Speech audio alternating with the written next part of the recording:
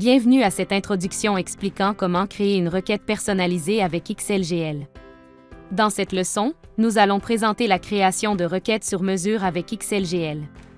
Il s'agit d'un sujet avancé qui nécessite une certaine connaissance technique des bases de données relationnelles. Lors de la création d'un tableau ou d'un rapport en forme libre, vous pouvez parfois avoir besoin de plus de flexibilité dans la sélection des données que celle offerte par l'interface glisser-déposer XLGL. Dans un tel cas, vous pouvez sélectionner « Requête sur mesure » et cliquer sur « Appliquer ». La fenêtre du générateur de requêtes s'ouvre et vous présente la zone de conception. Vous pouvez redimensionner les différents panneaux en fonction de vos besoins. Sur le côté droit, vous pouvez accéder aux tables de données disponibles de deux catégories, les tables EasyQuery et Sage 50. EasyQuery donne accès à une liste de tables et de champs qui ont été renommés pour faciliter la recherche de ce que vous voulez. Les tables Sage 50 répertorient les tables de données réelles dans Sage 50. Celles-ci vous donneront les meilleures performances lors de la création de requêtes personnalisées. Les tables Sage 50 sont documentées dans le fichier datadict.pdf, présent dans le dossier manuel de votre installation Sage 50. Ce fichier PDF vous donne des informations détaillées sur toutes les tables et tous les champs accessibles pour construire votre requête personnalisée.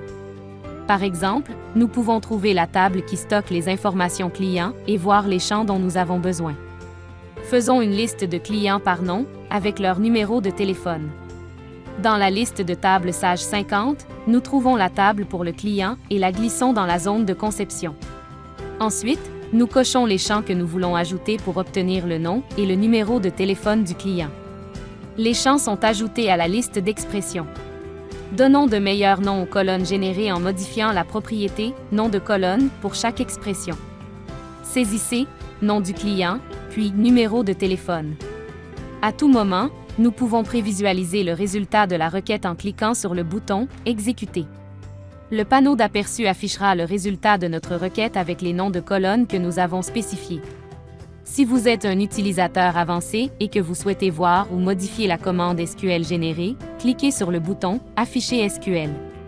Vous pouvez apporter des modifications directement à la commande SQL. Par exemple, nous ajouterons la ville à la liste des champs. Lorsque nous cliquons n'importe où dans la zone de conception, l'affichage est synchronisé avec les modifications que nous avons apportées. Une fois que nous sommes satisfaits de notre requête client, nous cliquons sur « Enregistrer » et « Fermer » pour importer le résultat dans notre classeur. La table générée est dynamique comme toute autre table XLGL et sera mise à jour lorsque vous cliquerez sur le bouton « Rafraîchir » du ruban XLGL.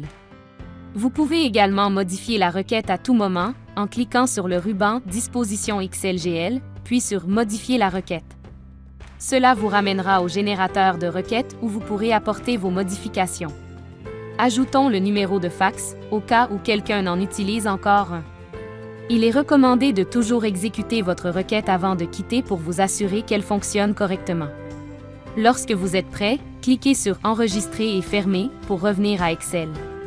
Notez que le numéro de fax n'a pas été ajouté à notre tableau automatiquement. Nous pouvons le faire glisser et le déposer depuis le panneau Disposition où nous le voulons sur la feuille de calcul. Ceci a été une introduction sur la façon de créer une requête personnalisée avec XLGL. Continuez à regarder pour en savoir plus sur XLGL et comment vous pouvez l'utiliser pour obtenir des rapports exceptionnels.